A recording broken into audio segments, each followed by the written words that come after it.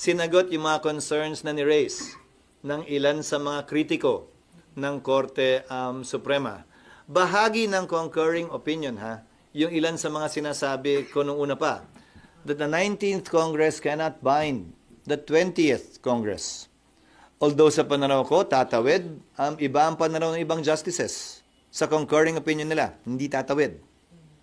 At sinabi nila, kailangan may aksyon ang Kongreso ng 20th Congress tulad ng hiniling namin sa kanila doon sa order na binaba ng impeachment court sa Kamara.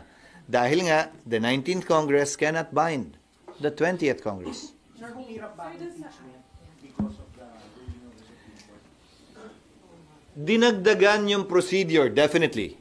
Hindi ko sasabihin humirap kasi pag due process ang pinag-uusapan, hindi mo naman pwedeng sabihin, wag natin gawin dahil mahirap. Hindi mo alam kung kailan darating yung panahon na ikaw naman yung nasasakdal. At hahanapin mo naman yung due process na igawad sa iyo. So, ayokong gamitin yung salitang humirap. Niliwanag nila na yung probisyon ng saligang batas kaugnay sa impeachment, hindi mo pwedeng ihiwalay sa probisyon ng saligang batas kaugnay ng due process. Dapat magkasabay yun. So, sa ngayon, ang direct filing ng impeachment through a vote of 1/3 members of the House ay ganito na, base sa pagkakabasa ko ng desisyon. Draft pa lang, kailangan nang ibigay sa nasasakdal.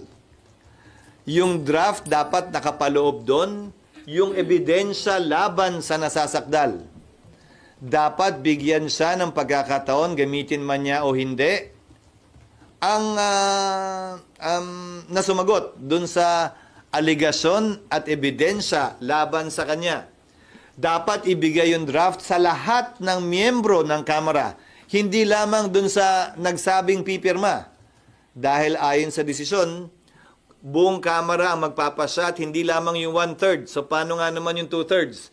They should be afforded and given the chance, basic procedural due process din on their part, to read it and to see it. So pati oposisyon o yung tutol doon, dapat bigyan din ng kopya. At panghuli, they should be given a reasonable time to be determined by the court to read it. So, dito nga, hindi pinahirap, niliwanag yung prosesong kailangan pagdaanan.